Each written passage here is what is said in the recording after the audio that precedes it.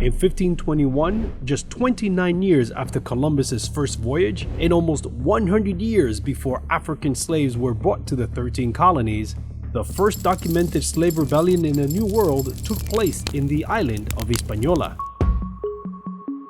To commemorate the 500th anniversary of this event, the Dominican Studies Institute partnered with City College's Electronic Design and Multimedia Department to bring this historic letter to the Spanish crown to life.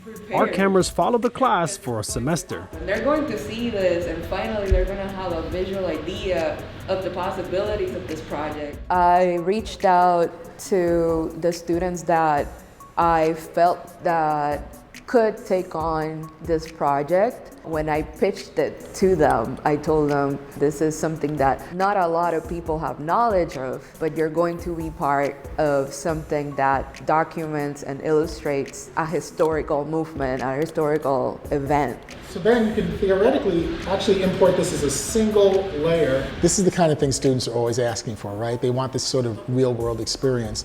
So this is an opportunity to do it and examine the history of this topic. And we have benchmarks that must be reached. The first major benchmark was to present a rough cut of the project to the Dominican Studies Institute.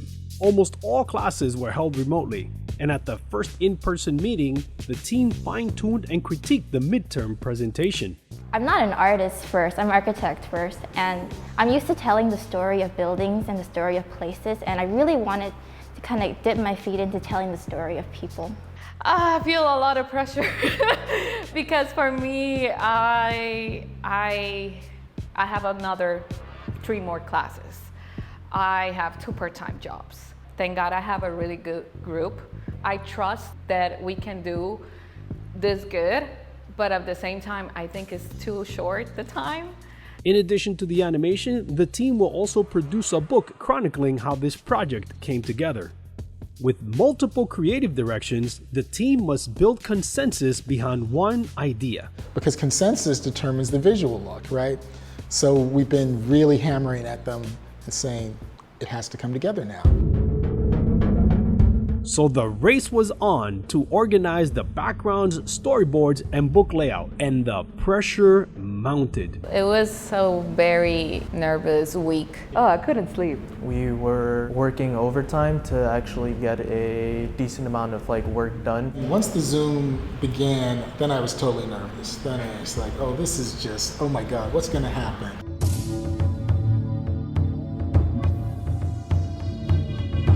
They really enjoyed our work, which made me so happy.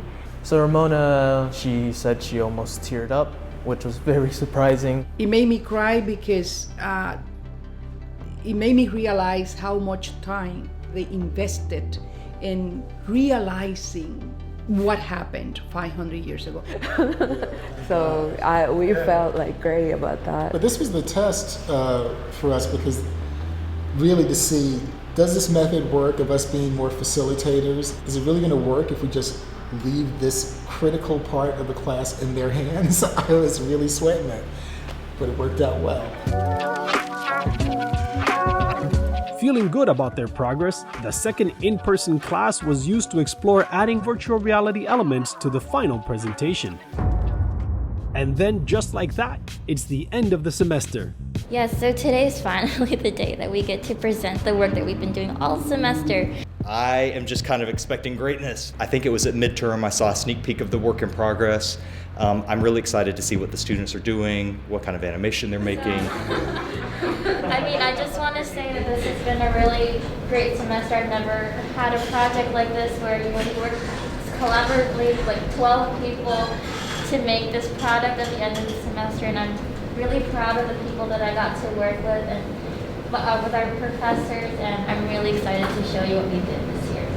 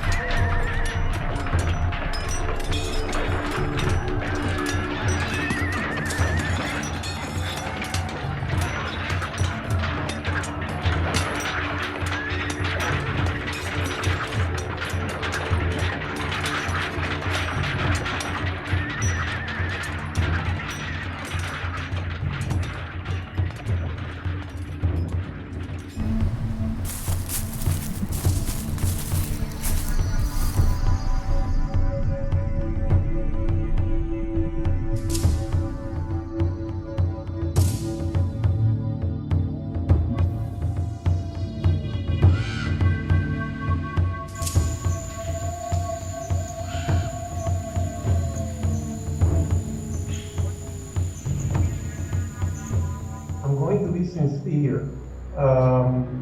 As soon as the last image faded up or out, I immediately felt I wanted more. You know, when you've made a design and people want more of it, you've really done your job, right? I'm super proud of what they accomplished in 6 months.